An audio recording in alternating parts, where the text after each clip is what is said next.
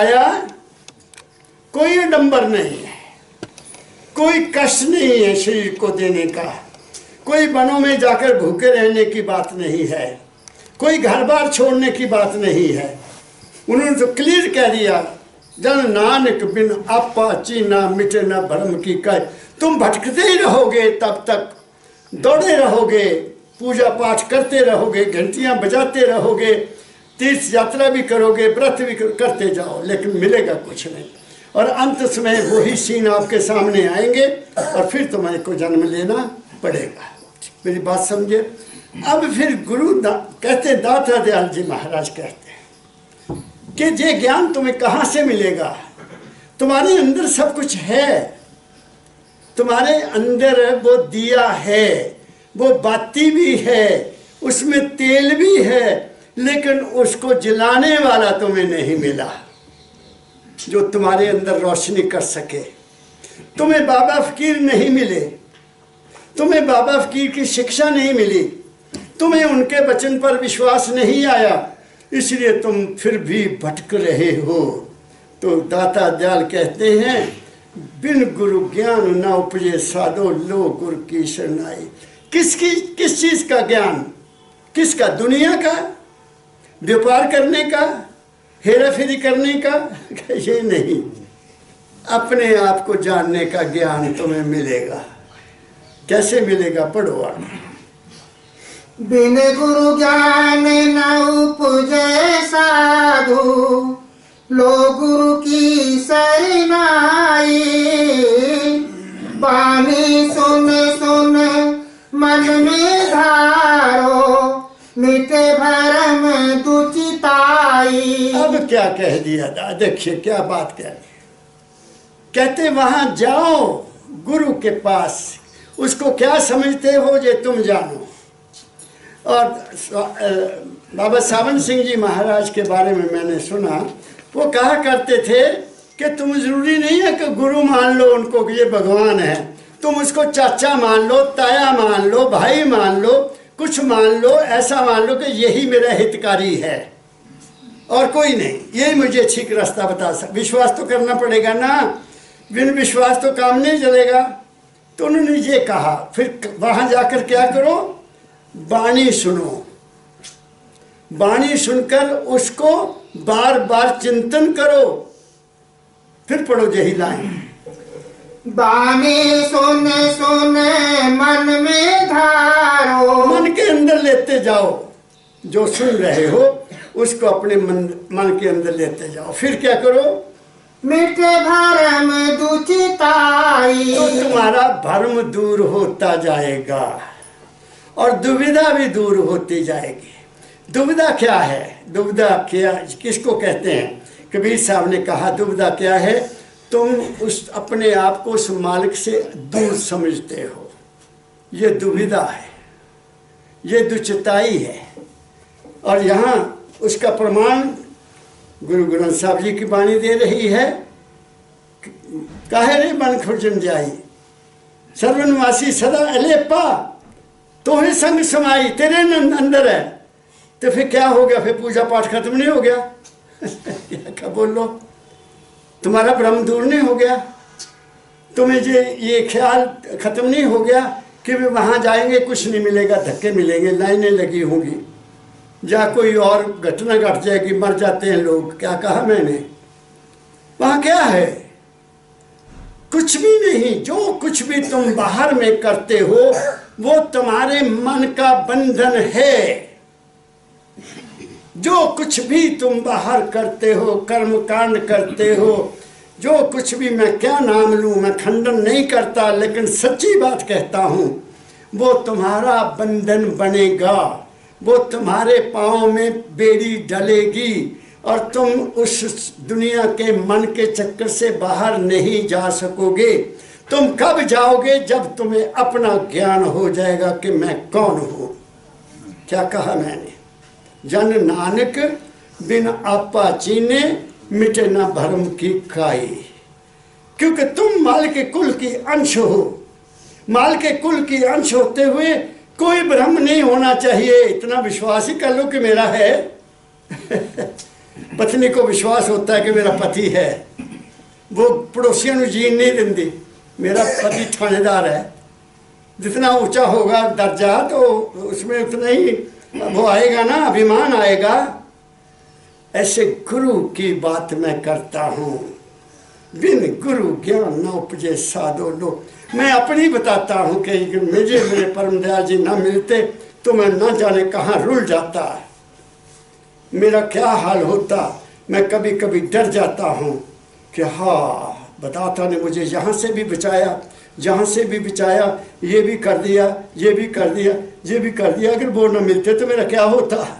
क्या कहा, मेरी फिल्म बन गई ना अंदर है, और विश्वास हो गया कि वो ही मुझे लेकर जाएगा, मुझे कोई दुनिया की ताकत रोक नहीं सकती। क्या कहा मैंने, विश्वासम फलदायकम। विश्वास उस मालिक पर, उस गुरु पर, और उसको इंसान मत समझो कि वो इंसान है। इंसान समझोगे तो इंसान के गुण तुम्हें में आ जाएंगे, अगर उसको परम तत्व समझोगे तो वही गुण तुम्हारे में आएंगे। आगे चलो। गुरु हुए रूप धरा मानुष का, नर हुए जीव चिताया। वो क्यों आया गुरु आया क्यों? गुरु ने मानुष का रूप धारण किया।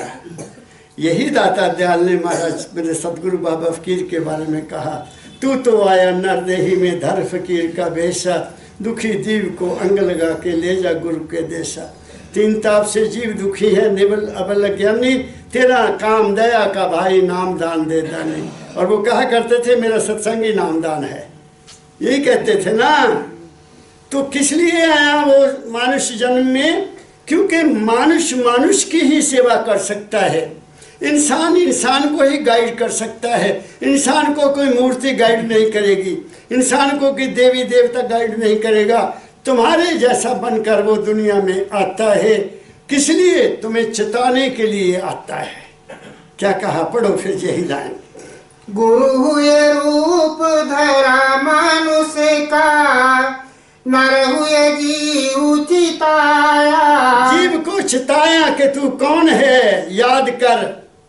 चेत चेत चेत अविचेत मेरे भाई, राह से कुराब है अभी बीरा तो बनना। तुम दीवाने बने हुए हो कि भगवान वहाँ है, वहाँ वो है, वहाँ वो है, वहाँ वो है। बाहर कुछ भी नहीं है। जो इंसान ने बनाया वो सत्य हो नहीं सकता। क्या कहा मैंने, सुन लो ध्यान से बात। इंसान ने जो भी मूर्ति बनाई है वो सत्य नहीं हो सकती। सत्य वो है जिसको उस मालिक ने बनाया है, वो सत्य है। इसलिए असत्य जो चीज है ही हमने बनाई और हम ही उसके आगे झुकते हैं, वो तुम्हारा बेड़ा पार नहीं करेगी। हाँ, तुम्हारी शायद मनोकामना पूरी हो जाए, क्योंकि वहाँ भी तुम्हारा विश्वास काम करता है, तुम्हारी श्रद्धा काम करती है, तुम्हारी आस्था काम करती है। मैं आपको एक अपनी बीती बताता हूँ। 1974-75 की बात है, तो मैं हमीरपुर में था। तो जज साहब मेरे बड़े दोस्त थे, मेरे पड़ोस में रहते थे। तो महाराज जी जब वहाँ गए थे तब से वो मेरे काफ़ी क्लोज थे, जहाँ भी वो आए। तो मुझे एक दिन कहते, कमल जी कल आपको सैर कराएं। मैं कहा कहाँ जाना है? कहते बस ऐसे ही ड्यूटी पर जाना है, मेरे साथ चलो। मैं कहा जी चल पड़ूँगा, मुझे क्या फ़र्क पड़ता है, मैं तो फ्री होता हूँ, कॉलेज से जल्दी फ्री हो जाता है, इतवार की छुट्टी होती है। तो उन्होंने मुझे अपनी गाड़ी में बैठा लिया, आगे एक पुलिस वालों की लग गई कार और हम उनके पीछे चले हुए। काफ़ी जगह उन्होंने चेकिंग की। चेकिंग करते करते वो ये बंगाना से आगे आ गए, उस रोड पर आ गए जहाँ देवड़ सिद्ध को लोग जाते हैं। बाबा देवड़ सिद्ध है ना ऊपर। तो वहाँ पुलिस वाले आ गए उनके पास, सर हम काफ़ी नज़दीक आ गए हैं, वो बाबा बालकनाथ के चले। आदमी है ना, कुछ लोग ऐसे हैं, वहाँ दर्शन कर आए। तो मुझे पूछते गोयल साहब, कमल जी क्या ख्याल है? मैं कहा जी इनकी इच्छा पूरी कर दो, चलो। उन्होंने वहाँ वायरलेस कर दी, उनके पास वायरलेस होता, वायरलेस कर दी कि जज साहब आ रहे हैं। हम पहुँच गए 1 घंटे में, वहाँ पहुँच गए। 1 घंटे से कम लगा टाइम, कारें थी। तो उनके सारे भोज की बाहर खड़े हमारा स्वागत किया। फिर उन्होंने हमें दिखा दिया जो दिखाना था। फिर मैंने जब देख लिया सब कुछ, मैंने उनको कहा कि अगर कोई यहाँ संत है, इस हेड है, या उनसे मिलना है। मैंने कहते लो जी, हम उनसे भी आपको मिला देते हैं। तो वो हमसे वो जो गुफा है उससे आगे ले गए और ऊंची सी जगह पर एक बहुत सुंदर मकान बना हुआ है। इतना बड़ा तो हॉल नहीं था, जितने ये पिलर हैं इतना बड़ा हॉल होगा, जिसमें बहुत कीमती गलीचे बिछे हुए हैं। सामने बहुत बड़ी टीवी लगी हुई है उस कमरे में और सोफे लगे हुए हैं। तो वो संत आए, वो उस वक्त 40-45 साल के होंगे। आए, उन्होंने नमस्कार किया, हमने भी नमस्कार किया। तो बैठ गए, चाय आ गई, दूध आ गया, जो भी करते सेवा करते हैं ना। मैं क्या महात्मा जी, मैं आपसे एक सवाल करना चाहता हूँ, बुरा तो नहीं मानोगे? कहते नहीं, बुरा नहीं मानूंगा, मेरी बात को गौर से सुनना। मैंने कहा आप कब से यहाँ हैं? कहता जी मैं बचपन से ही यहाँ आ गया, मेरे माता पिता ने मुझे यहाँ लाकर चढ़ा दिया। यहाँ छोड़ गए कि यहीं की सेवा करेगा तू, और मैं यही हूँ। वक्त आया मुझे कहते यहाँ का अब मैं वो क्या होता है सेवक बन गया। मैंने कहा एक बात अब मैं आपसे सवाल करूँगा, बुरा नहीं मानना। आप बचपन से यहाँ हो और इस जगह के, इस देवता के, अगर कोई देवता है तुम उसके पुजारी हो। आप मुझे सत्य में बताना कि आपने कभी बालकनाथ का दर्शन किया? सवाल बड़ा टेढ़ा था। आपने कभी बाबा बालकनाथ जी का दर्शन किया? वो कहता बाबूजी सत्य बताऊं, मैंने यहाँ कभी कुछ नहीं देखा, मैंने यहाँ कभी कुछ नहीं देखा है, कुछ नहीं है, मुझे कोई ज्ञान नहीं है, लेकिन यहाँ कुछ है और लोगों की आस्था है और कुछ नहीं। तो आस्था कहीं भी रख लो, आप घर में रख लो, गुरु में रख लो, माँ बाप में रख लो, आस्था ने काम करना है। उसने खुद माना कि मैंने कभी नहीं देखा। क्या कहा मैंने? इसलिए ये केवल आप लोगों का विश्वास और आस्था है। और आस्था क्यों बनती है, आस्था पैदा क्यों होती है? तुम्हें कोई इच्छा है जो आस्था पैदा करती है। तुम्हें कोई कामना है कि मेरा काम ये हो जाए, मेरा ये हो जाए, मेरा ये हो जाए। वो कामना तुम्हें मजबूर करती, चल वहाँ। क्या कहा? कोई आदमी आएगा बताए, भैना मैं तो उत्थे गई सी, मेरे सारे काम हो गए। वो भैना भी कहेगी अपने पति ने भी, बच्चों तुम भी चलो, सारे जाएंगे ना। तो ये है और कुछ भी नहीं है। ऐ इंसान तू भटक गया कलयुग में, जहाँ ये कहा गया है कि कोई मूर्ति पूजा, कोई पाठ, कोई कुछ करने की जरूरत नहीं है। क्या है? कल केवल एक नाम आधारा, श्रुति स्मृति संत मत सारा। केवल नाम तुम्हें को बचाएगा, और वो नाम जो किसी सतपुरुष ने तुम्हें भेद दिया वो बचाएगा। बाकी कोई पूजा पाठ आपका साथ नहीं। ये कलयुग है, मैं कलयुग की बाणी कर दी। और गुरु ग्रंथ साहब जी महाराज में लिखा है, कल माही कीर्तन प्रधाना, ये है बाणी वहाँ की। वो कीर्तन किसका? तन का कीर्तन। तन कीर्तन कहाँ हो रहा है? तुम्हारे अंदर हो रहा है, बाहर का नहीं। क्या कहा मैंने? फिर पढ़ो यही लाइन। गुरु हुए रूप धरा मानुष का, नर हुए जीव चिताया। आदमी बनकर जीव को चिताया उसने, मूर्ति ने नहीं चिताना आपको। आगे, जो कोई उनके शरण में आया, ताको अंग लगाया। हाँ, ये महानता है उस पुरुष की, जो भी उसके पास आया उसने उसको अपना बना लिया, हृदय से लगा लिया। किस बात से हृदय से लगा लिया? हृदय से बात निकली, उसके हृदय में पहुंच गई और दोनों का मिलन हो गया। क्या कहा? वो थोड़ी बात ना थोड़े अंदर, उसकी वाणी जाती है आपके अंदर, वो वाणी तुम्हें हिला देती है कि यही है सब कुछ और कुछ भी नहीं। मैं 18 साल का था जब महाराज के दरबार में आया, उन्होंने पहले दिन ही मेरे दिल में वो चीज़ डाल दी कि मैं उनसे जुदा हो ही नहीं सका और मैं कभी होऊंगा भी नहीं। तब उनका रूप और था, अब उनका रूप और है, और वो जो रूप है वो अजर अबर अविनाशी है। और वो मुझे बता दिया कि तू भी वही है जो मैं हूँ बेटा। फिर क्या चाहिए? फिर क्या चाहिए? कुछ भी नहीं चाहिए। फिर क्या मांग है? कोई भी मांग नहीं है। जब तू उसका हो गया, ये तू मेरा हो रहे, सब जग तेरा हो, ये तो संतों ने कह दिया और दावे से कहा है। हम उसके नहीं होते, हम गिरते हैं, दौड़ते हैं, आशाओं की पूर्ति में लगे हुए हैं। हमें विश्वास ही नहीं आता कि उसने हमें पहले ही बहुत कुछ दे दिया है। हम उसके बेटे नहीं बनते, हम उस पर विश्वास ही नहीं करते। और इसीलिए संतों का विश्वासम फलदायकम, वो है और वो तुम्हारे लिए है। क्या कहा मैंने? तुम्हारे विश्वास में है, तुम्हारी आस्था में है, तुम्हारी श्रद्धा में है, तुम्हारे प्यार में है और तुम्हारे इश्क में है, और कहीं नहीं है। क्या कहा मैंने? आगे पढ़ो। गुरु चरित्र को देखो समझो, गुरु चरित्र को देखो समझो, सुनो गुरु की बानी। कहते गुरु को देखो समझो, वो कहाँ से बोल रहे हैं। चरित्र आदमी का कहाँ से पता लगता है? वैसे नहीं पता लगता, जब वो बोलता है तब पता लगता है। चरित्र का वैसे तो नहीं पता लगता। वो जब वो बोलेगा, अगर कोई क्रोधी आदमी है उसके मुंह से आग निकलेगी।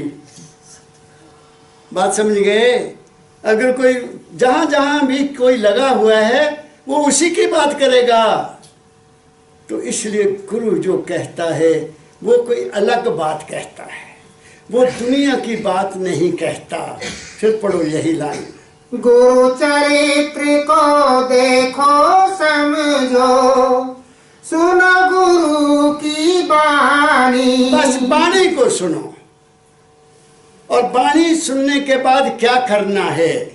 गुरबाणी में एक लाइन है, जे को खावे जे को पुंचे तिसका होए सबसे आधारो। क्या मतलब इसका? जो पहलवान होते हैं ना, अच्छी खुराक खाते हैं और वो पचा भी लेते हैं, ठीक है, और फिर वो लड़ाई भी लड़ते हैं, ताकती से हरा देते हैं अपने प्रतिद्वंद्वी को।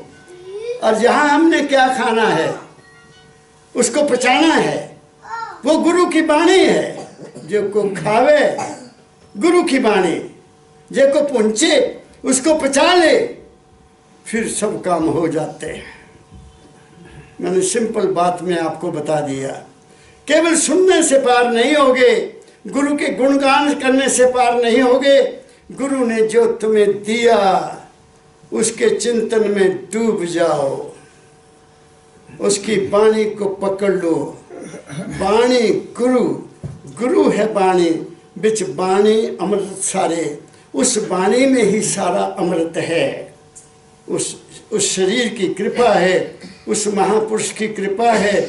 वो हमारे लिए इस दुनिया में आते हैं और हमें ठीक रास्ता बताकर चले जाते हैं।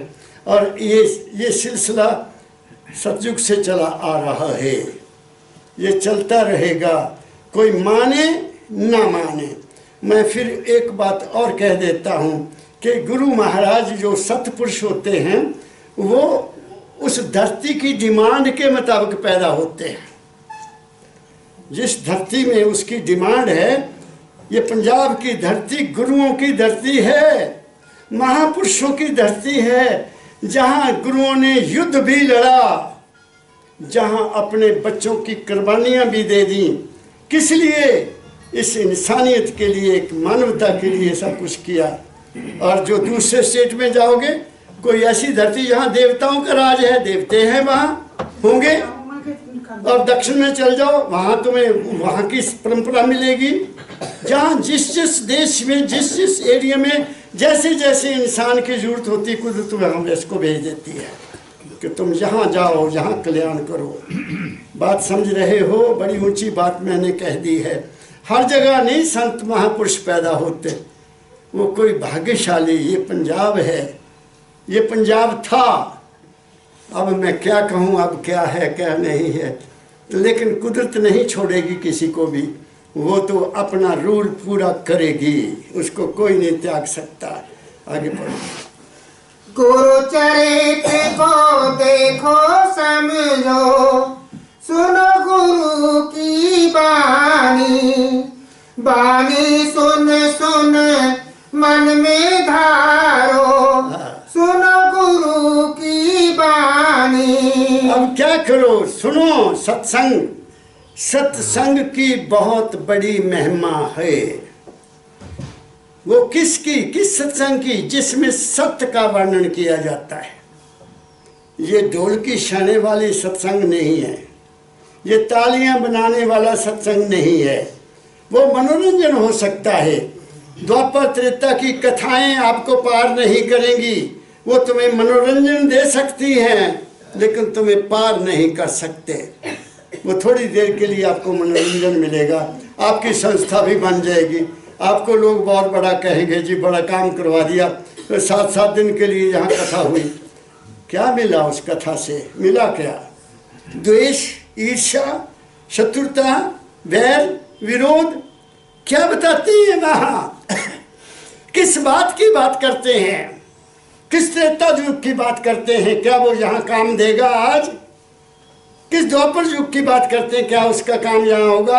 और फिर मैं ये कहूँगा कि द्वापर युग अपना था, त्रेता युग अपना था, कल युग अपना है। कल युग का अपना कानून है, और इस कानून के बारे में बताओ लोगों को, तब तो कोई बात बनेगी। लेकिन वो नहीं कोई बताता। एक भगवान का नाम रख दिया, उसकी ढिंढोरा पीटते हैं, ना किसी ने उसको जाना, ना किसी ने उसको देखा, बस लोगों को पीछे लगा लिया।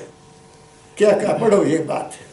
गुरु चरित्र को देखो समझो, सुनो गुरु की बानी। बानी सुन सुन मन में धारो, मिटो द्वंद गिलानी। द्वंद को मिटा दो भाई, दो पना निकाल दो। हमको कबीर साहब ने बड़ा प्यारा कहा है, हमन को इश्क मस्ताना, हमन दुनिया से जारी क्या। जो बिछड़े हैं प्यारे से, भटकते दर्द बदर फिरते, हमारा जार है हम में, हमन को इंतजारी क्या। यहाँ दुविधा है। ये कहते हैं संत, वो तुम्हारे अंदर है, ये वो बताते हैं। वो तुम्हारा शरीर नहीं है। चलो मैं एक मिसाल देता हूँ आपको, शायद आप समझ जाए। मैं बताता रहता हूँ, पता नहीं कोई सुनता है कि नहीं सुनता। तुम्हारे पैर में चोट लग गई, तुम जाओगे ना डॉक्टर के पास, हड्डी टूट गई, एक्सरे करेगा, तो आप डॉक्टर को क्या कहेंगे जाकर? डॉक्टर साहब मेरे पेट, मैं गिर गया, मेरे तो है ये, मेरा गुट्टा टूट गया, मेरा गिट्टा टूट गया, यही कहोगे? वो गिट्टे का इलाज करेगा। फिर कभी हो सकता है तुम्हारे पेट में बहुत असहनीय दर्द हो, तो तुम फिर डॉक्टर के पास जाओगे, डॉक्टर साहब मेरे पेट में बहुत दर्द होती, पेट में दर्द हो, मेरे पेट में दर्द होती, यही कहोगे। फिर हो सकता है तुम्हारे कान में कोई तकलीफ हो जाए, फिर आप कहोगे मेरे कान में डॉक्टर साहब मिट्टी है, पता नहीं क्या है, मेरे सुनता नहीं है? कान और है तुम और हो। फिर आँख में कुछ पड़ गया, फिर जाओगे डॉक्टर साहब मेरे आँख में कुछ पड़ गया। तो तुम और हो, पैर भी और है, पेट भी और है, तुम्हारा कान भी और है, तुम्हारी आँख भी और है, तुम अलग हो गए। चलो ये बात एक हो गई। फिर कभी कभी ऐसा होता कि ये बात चल रही है, तुम कहोगे यार सब कुछ ठीक है पर मेरा मन नहीं मानता, मेरा मैं अलग हो गया ना, मन नहीं मानता। तो अब समझो तुम्हारा मन और है, तुम और हो। फिर कभी ऐसी भी बात होती होगी आप लोगों की, तो आप कहोगे भाई मेरी आत्मा नहीं मान रही तो तुम और हो गए, आत्मा और हो गए, है ना, होता है ऐसा। और फिर कोई गंभीर बात हुई बहुत ज्यादा, तो तुम कहोगे भाई बाकी तो सब ठीक है, मैं मेरा अंतःकरण नहीं मानता। अंतःकरण जो मन, शरीर, मन और आत्मा से भी परे है, वो हो तुम। जो शरीर नहीं है, जो कोई अंग नहीं है, अंग उसके अधीन है, सारे अंग उसके अधीन हैं, तुम्हारा मन भी उसके अधीन है, तुम्हारी आत्मा भी अलग है, मगर तुम तीनों से ऊपर हो। इसीलिए कहा है संतों ने, तीन छोड़ चौथा पद दीना, सतनाम सतगुरु गति चीना। तीनों से परे जाकर वो बैठा है। वो कौन है? वो तुम हो, वो तुम हो, तुम्हारे अंदर है। काहे रे बन खोजन जाए, सर्वनिवासी सदा अलेपा, तुम्हारे संग समाई, तेरे अंदर समाया हुआ है। और फिर हम क्या कर रहे हैं? तुमने अपने आप को उससे अलग समझा, तो कैसे सुखी हो सकते हो? तुम तो एक महान शक्ति के अंग हो, तुम परम तत्व की अंश हो, तुम्हारा वंश बहुत बड़ा है, उस वंश से हम आए हैं और उसी वंश में जाकर मिलना है। क्या कहा मैंने? बात को पकड़ो। यही कहते हैं मेरे दाता दयाल जी महाराज। पढ़ो आगे। कैसे कहूँ खोल कर या मैं, कैसे कहूँ खोल कर या मैं, नहीं बहन कोई बूझे। वो कहते हैं, दाता दयाल जी महाराज कहते हैं, ओ मैं खोल कर और क्या कहूँ, कोई समझने के लिए तैयार ही नहीं है। और यही मेरे दाता परम दयाल जी महाराज कहते थे, निकार खाने में तूती की कोई नहीं सुनता निकार खाना में जहाँ बड़ी बड़ी आवाजें आती, ढोल ढमक्का, आजकल वो एक कोई और आ गया, डीजे भी आ गया ना, शादियों में बजाते हैं लोग, वहाँ कुछ पता ही नहीं लगता पे कौन क्या किससे बात कर रहा है, बस कान तो फट जान गए। बात समझ गए ना? तो ये हाल है दुनिया का। हमारे कान बर्बाद कर दिए इन्होंने, हमारी नज़र भी खराब कर दी इन लोगों ने, हमारा खाना भी खराब कर दिया अब इन्होंने। मैं कह रहा हूँ आगे आने में बहुत ज़्यादा ज़बरदस्त बीमारियाँ आएंगी, क्योंकि हमने अपना खाना जो असली था उसको छोड़ दिया। देखो जिस बच्चे को देखो मोबाइल आ गए, कानों की रोशनी जा रही है, फिर देखो कानों में लगाए हुए हैं, कानों पर खराब नहीं होंगे, वो 40 साल में जवाब दे जाएंगे। फिर किनका काम ज़्यादा चलेगा? कान वाले डॉक्टर का, आँख वाले डॉक्टर का, सब बिजनेस चलेगा बढ़िया। क्या कहा मैंने भी एक दवाई खा ली, डॉक्टर ने दे दी, बड़ी सख्त, मेरा कान एकदम बंद हो गया। मैं गया दोबारा, मैं कहा डॉक्टर साहब आपने क्या दे दिया? मेरा तो कान ही तुमने बंद कर दिया। मुझे भी मशीन लगवानी पड़ी। बात समझ गए ना? तो ये दवाइयाँ को अच्छी थोड़ी हैं। क्या कहा मैंने? अब क्या है, बड़ी बड़ी होटल बन गए, बर्गर किंग बर्गर, रोटी वाले पासे घट लोग जाते, उत्थे ज़्यादा जाते बड़े बड़े कारा वाले। क्या कहा मैंने? अपनी रोटी सिंपल करो, खाना सिंपल करो, कुदरत का दिया खाओ, ये अपने टेस्ट के पीछे मत जाओ, ये खराब करेगा आपको और जल्दी राम नाम सत्य हो जाएगी। क्या कहा मैंने? मैं जीने का राज भी बताता और ये भी बताता हूँ। आगे चलो। कैसे कहूँ खोल के मैं, नहीं बहन कोई बूझे। जब सत्संगत आवे प्राणी, जब सत्संगत आवे प्राणी, तत्व तार कब बूझे। कहते फिर कब मिलेगी ये सार, कब सूझेगा? सार में उनकी असलियत, सार असलियत जब कोई संगत में आएगा। कोई संगत में नहीं, तुम जिस संगत में जाओगे उसी रंगत में रंगे जाओगे। मेरी बात समझ रहे हो? जो नशा करने वाले हैं वो नशा वाले करों में अपनी संगत है, जो खाने पीने वाले उनकी अपनी संगत है। वो बड़े बड़े होटलों, एक दफ़ा मैं जा रहा था कहीं गाड़ी में, तो एक सरदार साहब नीचे वाली सीट पर थे, एक बाबूजी ऊपर वाली सीट में थे। तो वो खाने की बातें करने लग गए। बाबूजी आप कहाँ से आए? मैं अमृतसर से आ रहा हूँ। अच्छा, तो अमृतसर में आपने वो होटल देखा, सैर करने आए थे आप? हाँ जी हाँ जी, एक वो होटल है, बहुत अच्छा खाना वहाँ बनता है। फिर और वहाँ ये बनता है स्पेशल, वहाँ गए थे? हाँ जी मैं वहाँ भी गया था। कहता वहाँ अमृतसर में खाने पीने की कोई कमी नहीं है, बहुत हर चीज़ वहाँ मिलती। मैं कहा देखो इन्होंने संगत की है इन्होंने संगत की है। वो खाने संगत कर दे बस। और हरमंदर साहब की गल नहीं की कि तुम हरमंदर साहब गए उत्थे मत्था टेकिया कि नहीं, उत्थे दा प्रसाद खादा कि नहीं? नहीं जी, और की गल नहीं, होटलों की गल सुनाई बड़े बड़े, मैं नाम भी भुल गया, मैं तो नाम भी नहीं याद रखता। ये है संगत। बात मेरी समझ गए हो? जब तक आप सत्संग में नहीं जा, सत्संग की महिमा बहुत बड़ी है। और फिर वो कैसे मिलती है? बिन भागा सत्संग न लभे, बिन भागा सत्संग न लभे। सत्संग तो बहुत हो रहे हैं दुनिया में, लेकिन वो सत्संग नहीं है, वो संगत है, वो पंगत है। रोटी भी खाओ, बाणी सुनो और जाओ, रिश्तेदारों को मिल लो। बात समझ गए? मैं आपको अपनी बात सुनाता हूँ। मैं उस वक्त एमए पास कर ली थी, शादी मेरी हो गई हुई थी।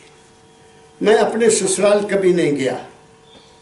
एक शर्त थी कि मैं तब आऊँगा आपके गांव में जब मैं एमए पास कर लूँगा।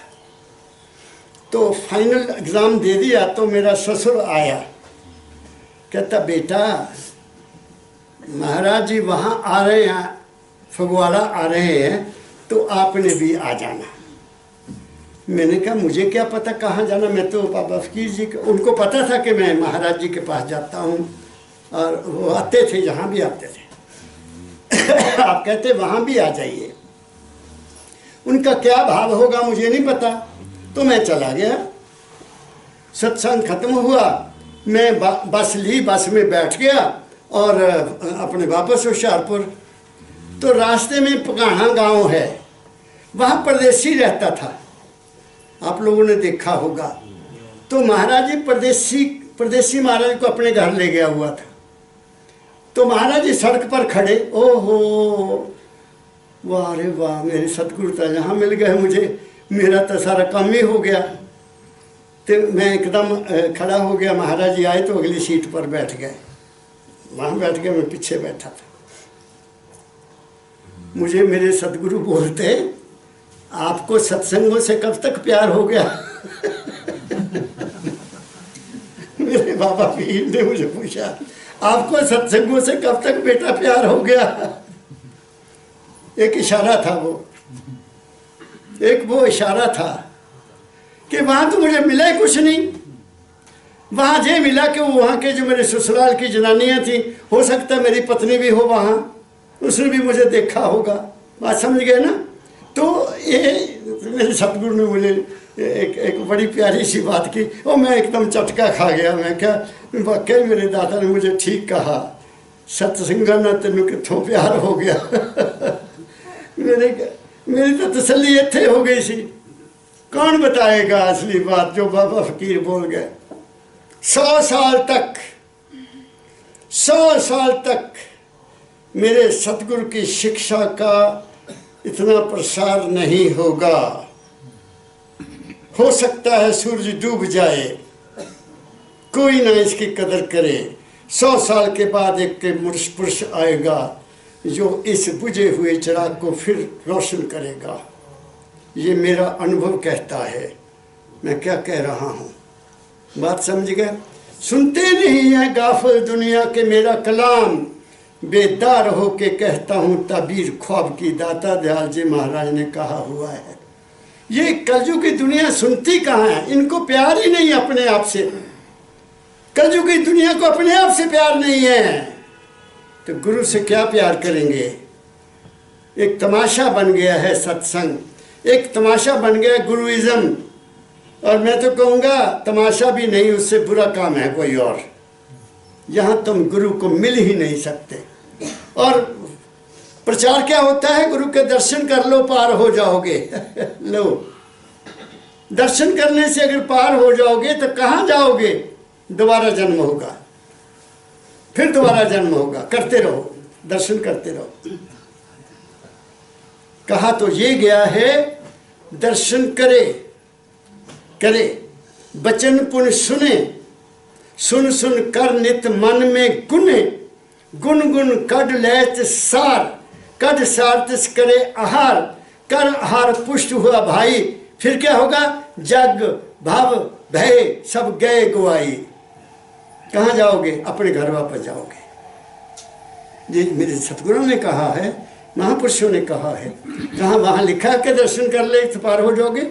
कहाँ वहाँ लिखा है कि पाठ करो सार वचन का तुम पार हो जाओगे? कहीं नहीं लिखा, किसी गुरु ने नहीं कहा। उन्होंने बता दिया कि ये करो, ना करो तुम्हारी मर्जी। गुरु ने अपनी ड्यूटी कर दी। यही मेरे बाबा फकीर कहा करते थे, मैंने अपनी ड्यूटी कर दी। सुनो ना सुनो, मेरी कोई किताब पढ़ो ना पढ़ो, हवा खाओ। क्या कहा? आहा, ऐसे आज़ाद मेरे सतगुरु बाबा फकीर। और जो जुन के साथ मिल गया वो भी आज़ाद हो गया। इसीलिए वो कहा करते थे, I have come to liberate you. मैं आपको आज़ाद करने के लिए आया हूँ, अपने साथ बांधने के लिए नहीं आया। मैं वही बाणी बोल रहा हूँ, मेरे सतगुरु की बाणी है। पकड़ो अगर पकड़ सकते हो, चलो अगर चल सकते हो, ये भी दुनिया बन जाएगी और आगे भी तुम पहुँच जाओगे। क्या कहा मैंने? आगे पढ़ो। धन्य धन्य गुरु की लीला अद्भुत, धन्य धन्य गुरु की लीला अद्भुत, धन्य धन्य उपदेशा। अब यहाँ उन्होंने गुरु की शिफ्ट कर दी है। हजूर राय सालग्राम साहब जी महाराज के बारे में कहा है, धन्य है वो सतगुरु। मैं कहता हूँ धन्य धन्य मेरे बाबा फकीर, और धन्य ध्यान उनकी वाणी, उनका उपदेश, उनका वचन, उनका आदेश जो खास तौर पर मुझे मिला, मैं उस पर कुर्बान जाता हूँ। बलहारी बलहारी मैं अपने सतगुरु के, जिस भ्रम किया सब दूर। मुझे कोई भ्रम नहीं रहा, मुझे कोई किसी तरह की शंका नहीं रही, मुझे कोई संदेह ही नहीं रहा। मुझे पता लग गया कि हुआ माई, मैं क्या हूँ? मैं एक चेतन का बुलबुला हूँ, केवल चेतन का बुलबुला हूँ। जब उसकी मौज होगी बुलबुले को वापस बुला लेगा। मुझे क्या होता है? मौत क्या होती है? कब होती है? कैसे होती है? राजी हैं हम उसी में जिसमें तेरी रज़ा है। तेरी मौज में रहकर सदा मैं सुखी हूँ। मेरी बात समझ गए? यहाँ आ जाओ, ठहर जाओ। ये है धन धन गुरु की वचन, और ये है धन धन गुरु का आदेश, और ये है धन धन गुरु का उपदेश। उपदेश होता है गुरु, उपमीन स्थान बैठना। उपदेश होता है को पास बैठकर बात को सुनना और पकड़कर अपने अंदर ले लेना, उसको कहते हैं उपदेश। बात कहा मैंने। इसलिए मेरे दादा गुरु मेरे महर्षि शिवव्रत लाल जी महाराज अपने गुरु का धन्य धन्य कर रहे हैं। फिर पढ़ो यही बात। धन्य धन्य गुरु की लीला अद्भुत, धन्य धन्य उपदेशा, राधा स्वामी मेहर से मेटा, राधा स्वामी मेहर से मेटा, कष्ट कलेश अंदेशा। किसकी दया हुई? राधा स्वामी की दया हुई। वो राधा कौन है? वो राधा तुम्हारा अंदर जो अंश है जिसको श्रुत कहते हैं, वो है माल के कुल की अंश। उसका मालिक जो है उसकी कृपा हुई। सब अंदेशे खत्म कर दिए। और वो कब होगा? जब तुम वहां पहुंचोगे या तुम्हें वहां का विश्वास हो गए कि मेरा मालिक मेरे घर में रहता है और कहीं नहीं है। जब तुम ऐसा हर रोज करोगे, ये आंखों की पुतलियां उल्टने लग जाएंगी और ख्याल भी बदलते जाएंगे। तुम्हारे मन की दौड़ खत्म होती जाएगी। जितना जितना प्यार तुम अंदर करोगे अपने आप से, जितनी जितनी कशिश अंदर पैदा करोगे अपने आप से, तुम्हें अपने आप का दर्शन हो जाएगा। तो फिर क्या रह गया? वहां पहुंचे, सभी डिमांड्स खत्म। क्या मांगूं? कबीर साहब ने कह दिया, क्या मांगूं कुछ थिर ना रहाई। मैं ए मालिक तेरे से कुछ नहीं मांगता हूँ। क्या मांगता हूँ? तुम्हें मांगता हूँ। बस मुझे आप मिल गए। और वो आप कहाँ हैं? वो तुम्हारे घट में है। वो तुम्हारा मन नहीं है, वो तुम्हारा शरीर नहीं है, वो तुम्हारी आत्मा भी नहीं है। शरीर को देखने वाला, मन को देखने वाला, तुम्हारे आत्मा को देखने वाला कोई अलग चीज़ है। उसको कहते हैं साक्षी। वो सब कुछ देख रहा है, तुम क्या करते हो क्या नहीं करते हो, किधर जा रहे हो किधर नहीं जा रहे, तुम उससे कितना प्यार करते हो मन से, तब तुम्हारा कल्याण हो जाएगा। तो मैंने आज कुछ खास बात कह दी। पकड़ो तुम तर जाओगे, नहीं पकड़ो तुम्हारी मौज। मैंने अपनी ड्यूटी कर दी। मेरी ड्यूटी ये है कि आपको सत्य मार्ग पर बताओ। कभी चिंता ना करो। चिंता आपको कभी आगे नहीं जाने देगी। जब तुम्हें चिंता सतावे, गुरु का तुमको ध्यान हो, बस उस चिंता को गुरु के हवाले का, वो खुद ही सबको संभाल लेती है। क्या कहा मैंने? गुरु एक तुम्हारे चारों तरफ लक्ष्मण रेखा है। गुरु तुम्हारे चारों तरफ एक लक्ष्मण रेखा है और वो तुम्हारी हर वक्त रक्षा करता है, हर जगह करता है। मेरा सतगुरु सदा संग है नाले, ये विश्वास करो। होशियारपुर में नहीं है वो, और जगह नहीं है, तुम्हारे साथ है। और वो मैं आपको सारा खोल कर बता दिया। इससे ज़्यादा और क्या कहूँ? 3 दिन से बोल ही रहा हूँ ना। कोई रेस्ट नहीं लिया, मैं गया भी नहीं वापस। मैं ठहर गया यहीं कि फिर आऊँगा, क्या फ़ायदा, रह ले यहीं। कल मिलते रहे सब सज्जन, मिलते रहे। आप सबका भला हो, आप सबको तंदुरुस्ती मिले, आपको अपने मन का ज्ञान हो जाए तो मैं भी खुश हो जाऊंगा। मेरी बहुत बहुत हार्दिक शुभकामना। मालिक आपको तंदुरुस्ती दे, मन को शांति दे, घरों में सुख हो, प्रेम हो और तुम बहुत खुश रहोगे। सबको प्यार भरा राधा स्वामी, राधा स्वामी, राधा स्वामी।